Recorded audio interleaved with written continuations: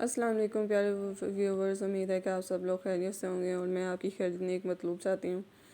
और रमज़ान आने वाला है, वो खुशियों का महीना है जिसमें हम बहुत ज़्यादा रोज़े रखते हैं, रहमतों का नज़ूल होता है और बहुत ही बाबरकत महीना है। हम एक ये बाद में उसके बाद ईद आएगी जो हम बहुत अच्छे तरीके से सेलिब्रेट करेंगे।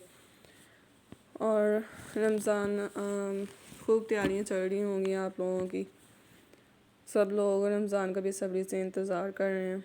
और आज का हमारा जो टॉपिक है वो है पार्ट्स ऑफ स्पीच। तो आज हम जो डिस्कस करने वाले हैं वो है पार्ट्स ऑफ स्पीच। सबसे पहले जो पार्ट्स ऑफ स्पीच में आता है वो होता है, इन्हें लिखा हुआ है कि the parts of speech are 18 number के 8 पार्ट्स ऑफ स्पीच हैं, जिनमें नाउन है, प्रोनाउन है, एडजेक्टिव है, वर्ब है, एडवर्ब है, प्रपोजिशन है, कंजक्शन है और इंटरजेक्शन है। तो हम सबसे पहले डिस्कस करेंगे नाउन। नाउन सिंपली क्या होता है? A noun is the name of a person, place और थिंग। किसी शख्स, जगह या चीज़ के नाम को नाउन कहते हैं। जैसे कि किसी भी इंसान का नाम हो, किसी जगह का नाम हो या किसी चीज़ का नाम हो। जैसे मेरे पास पेंसिल है, ये एक चीज़ है पेंसिल। तो इसके नेम पेंसिल को या पेन हो, इसको हम नाउन कहेंगे। या कोई भी प्लेस जगह हो तो उसको, जैसे कि लाहौर हो गया, लाहौर, कराची, फैसलाबाद, इस्लामाबाद, ये सारा हो गया, इसे हम नाउन कहेंगे।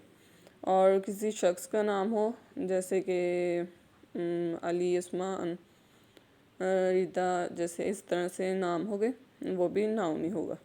किसी शख्स, जगह या चीज़ के नाम को the name of person, place और thing, simply the name of person, place और थिंग इज़ कॉल्ड नाउन। तो पर्सन, जैसे कि मैं बता चुकी हूँ, पर्सन, प्लेस और थिंग के नाम को मतलब ये रिप्रेजेंट किसको करेंगे? पर्सन को, प्लेस और थिंग को। तो इससे हम क्या कहते हैं? नाउन।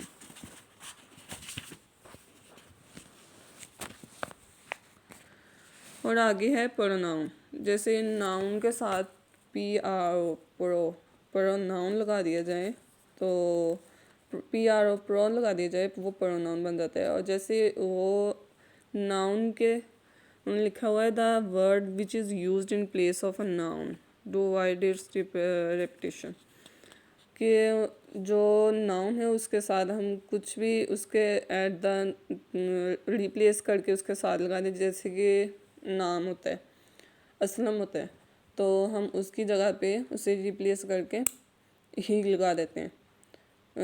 और जैसे बहुत सारे लोग बैठे हुए हैं, उनकी जगह पे हम दे लगा देते हैं। और किसी लड़की का नाम हो, उसकी जगह पे हम शी लगा देते हैं।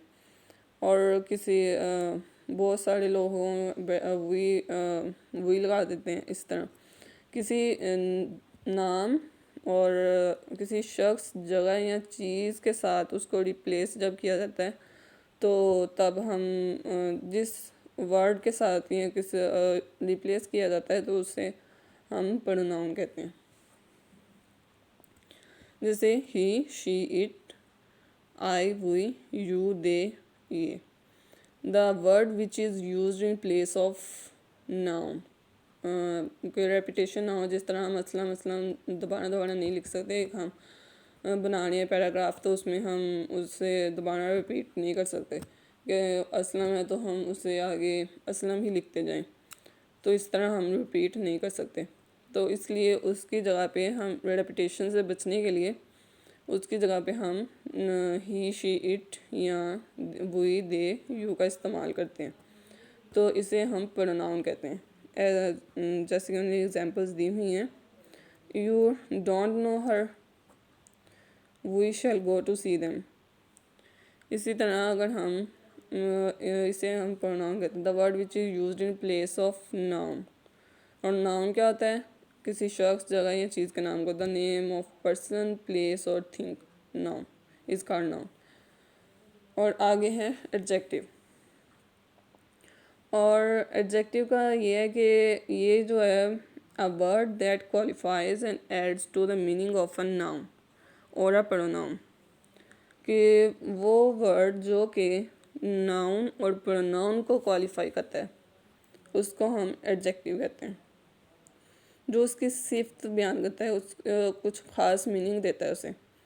अ word that gives a some meaning या adds a some meaning to a noun और प्रोनाउन, तो इसे हम एडजेक्टिव कहते हैं।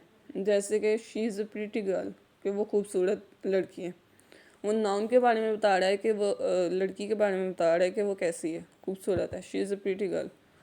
आई सा स्ट्रेंज हैन, मैंने एक अजीब मुर्गी देखी, और वो मुर्गी के बारे में बता रहा है कि मुर्गी किस तरह की है, स्ट्रेंज, अजीब किस्म की है। सम वर्ड्स उन्होंने दिए हुए हैं, good, beautiful, bad, tall, rich, ऐसे वर्ड्स जो कुछ नाउन और प्रोनाउन को सम मीनिंग्स दें, वो एडजेक्टिव कहलाते हैं। किस मतलब जैसे सिंपल वो उसकी सिफ्त बयान करें, इसे उर्दू में इसमें सिफ्त भी कहते हैं। तो सिंपली वो उसे कुछ वर्ड्स मीनिंग्स दे रहे हैं, कि उस नाउन और प्रोनाउन के बारे में कुछ क्वालिफाई कर रहे हैं, आगे कुछ बता रहे हैं कि वो कैसा है, तो इसको हम एडजेक्टिव कहते हैं।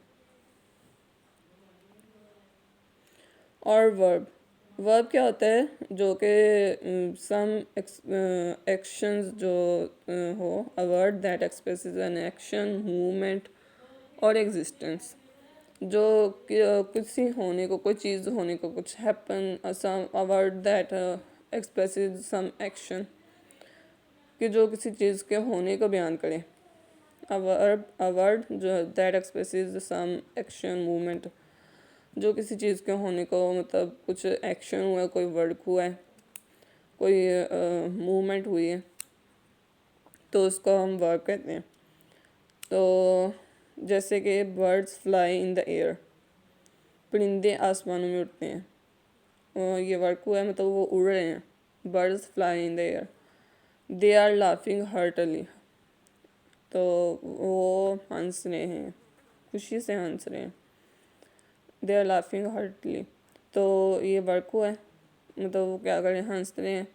वर्ब किसी एक्शन को यहाँ रिप्रेजेंट करता है, कि कुछ सडन वर्क हुआ है, उसका हम वर्ब कहते हैं।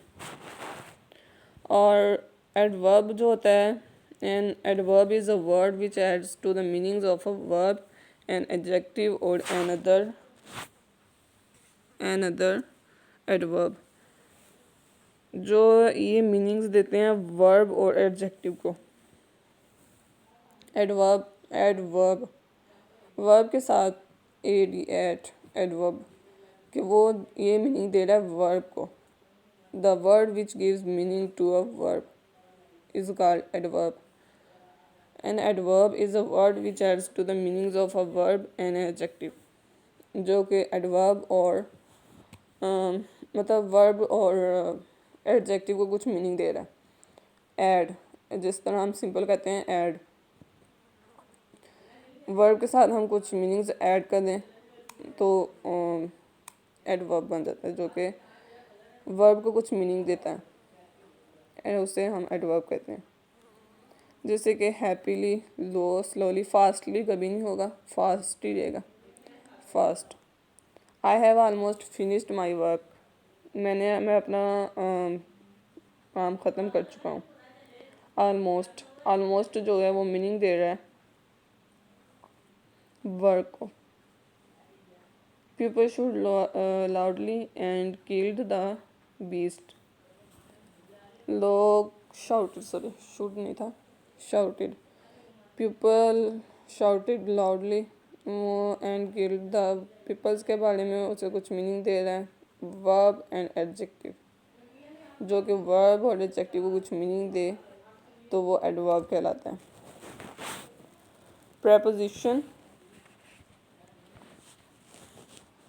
preposition a word or a group of words used before a noun or pronoun।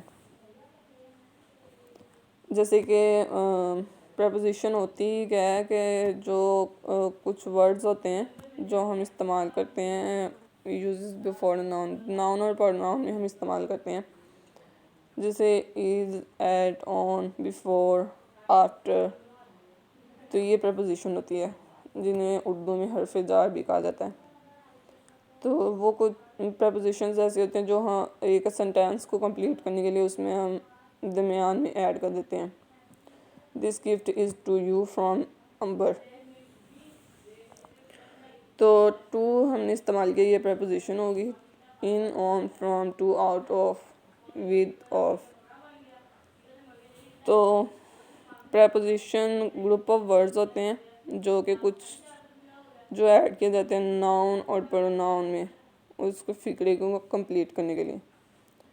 तो I shall not go there without you. तो विदाउट, इन, एट, ऑन, ये सारे जो वर्ड्स हैं ये प्रपोजिशन है। कंजक्शन क्या होता है? The conjunction is a word which is use to connect word phrases. जैसे कि दो फ्रेजेस हों, उनको जोड़ने के लिए कंजक्शन इस्तेमाल किया जाता है। फ्रेजेस हों या